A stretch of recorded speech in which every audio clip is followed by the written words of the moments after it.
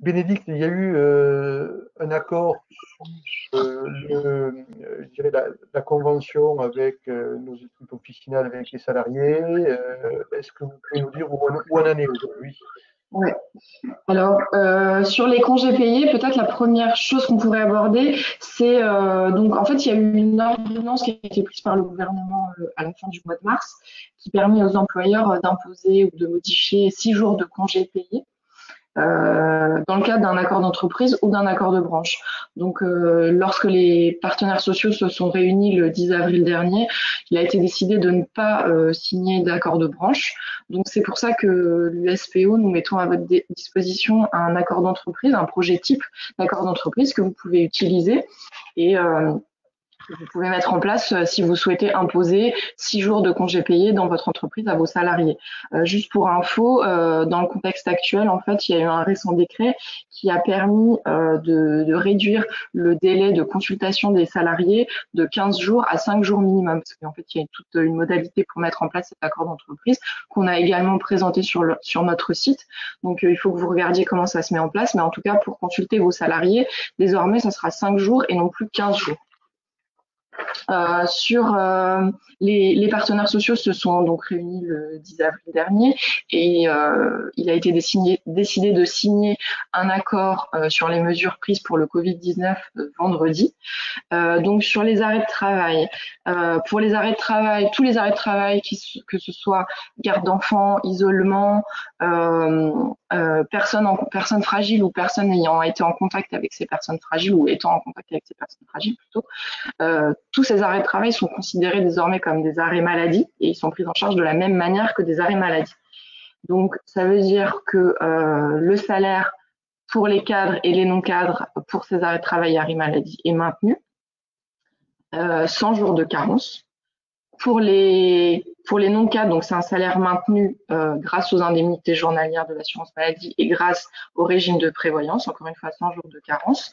Pour les cadres, du 1er au 4e jour, les indemnités journalières de l'assurance maladie et le régime de prévoyance permettent de maintenir ce salaire. En revanche, à partir du 4e jour, la part du régime de prévoyance ne sera plus prise en charge et donc ne sera pas transmise à l'employeur. Mais il y aura quand même un maintien de salaire. Pour les arrêts de travail également, il y a une nouveauté. C'est un récent décret qui est sorti vendredi qui prévoit que les différents arrêts de travail, que ce soit garde d'enfants, personnes vulnérables, etc., seront désormais placés en activité partielle, donc en chômage partiel. Et donc d'ailleurs, sur le chômage partiel, les partenaires sociaux aussi de la branche ont également décidé de prendre un accord sur ce sujet-là. Donc les prestations, les garanties santé et prévoyance sont maintenues si la personne est au chômage partiel, pardon.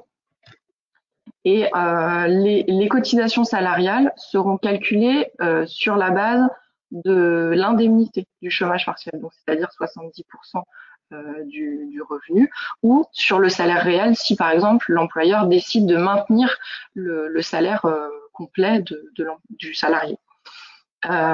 Et ces cotisations salariales seront prises en charge par le HDS, donc c'est le haut degré de solidarité, et c'est uniquement les cotisations salariales qui sont prises en charge et pas les cotisations employeurs.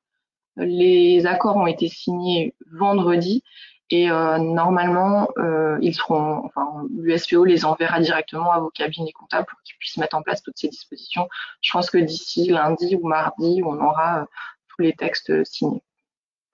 Voilà. Merci Bénédicte. Simplement sur ce point de négociation avec les centrales syndicales, les salariés et les deux syndicats de pharmaciens, l'objectif a été de faire l'unanimité.